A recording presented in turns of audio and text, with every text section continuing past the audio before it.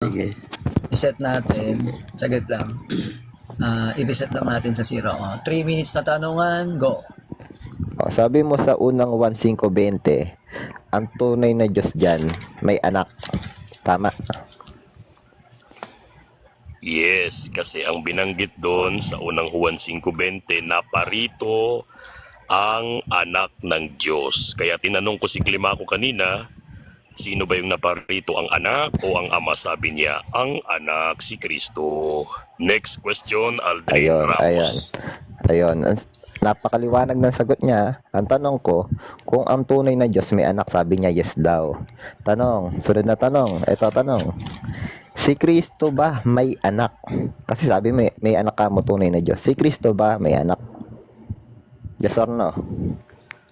O, kung babasahin mo yung pinagbabatayan niyo na si Kristo may anak, basahin mo sa Magandang Balita Biblia para maunawaan mo.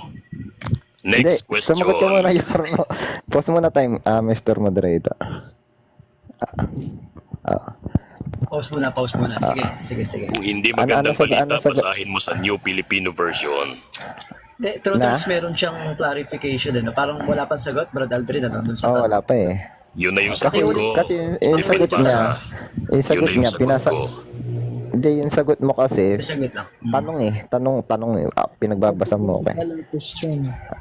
Ang yung sagot- tanong ko kasi sa'yo, Sige, pakiulit.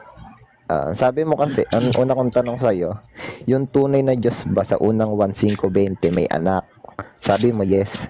Tanong ko sa'yo, si Kristo ba may anak? Yes or no?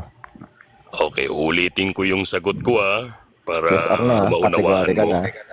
Okay, Sige, yes or no. ito. Di, wag mo kong pakialaman sa isasagot ko kasi yung sagot kanina ni Climaco, hindi ko pinakialaman. Ito sagot ko.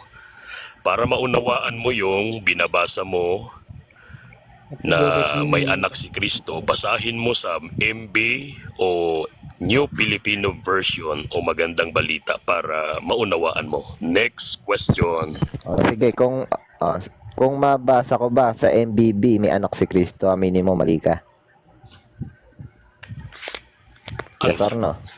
Ang sagot ko doon, bakit ko aaminin? Anong aaminin ko? Anong aaminin ko? Next question. Ay, umamin. Next question. Anong aaminin ko na tunay na gwapo ako? Sige, ito, next question. aaminin ko na tunay na gwapo ako. Teka muna.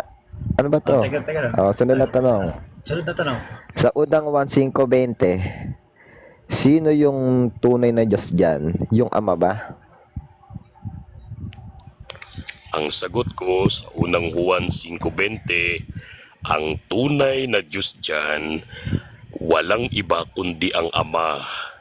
Kasi sa Juan 17:1-3, si Juan din doon ang nagsasalita o ang Panginoong Kristo batay sa Juan 17:1-3. Sabi ni Kristo, ikaw 20 seconds na. ay makilala nila Next question. Next question. Sabi mo, yung ama tunay na Diyos. Tanong, si Kristo ba tinatawag ama ayon sa Biblia? Yes or no? Sagot. Ito sagot.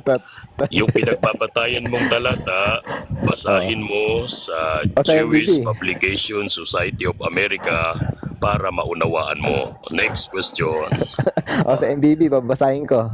Kahit sang translation. Sa MBB raw. Kahit sang translation. Aminin mo ulit, mali ka. Aaminin ko na tunay na gwapo ako. Next question. Ayan na naman, ma'am. Hindi pa nasasagot eh. I-settle nyo muna. Ano ba i-record yung... nyo to. Aaminin ko na tunay na I-settle mo ulit gwapo ako. yung tanong tapos ipasagot natin sa kanila. Kasi ang tanong ko sa kanya, yung tunay na Diyos baka ako ama? Sabi niya yes daw. Tanong ko ngayon, si Kristo ba ama kung mabasa ko kahit saang salin? Aminin mo mali ka.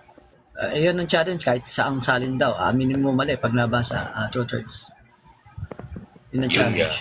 Aaminin ko na tunay na gwapo ako. Wala na. Yun ang Okay na. aaminin ko. Okay na, Salamat. no? Ayaw namin, no? Sige, Nagulpi na. ma'am. Ano, tatanong ka ba kay Nagulpi Mako? na. Dalawang beses. Okay, klima ko Tuloy, na. tuloy. Aaminin May ko, oras pa. record nyo. Wala na yan, bro. Aaminin 10 ko, seconds na lang. gwapo at pogi Oh, ako. Sige, bigyan sige. na natin kay Devel. Bigay natin kay Klima ko naman, no? Klima ko, meron kang 3 minutes, no? So kapag merong hindi na isettle, no, na halimbawa hindi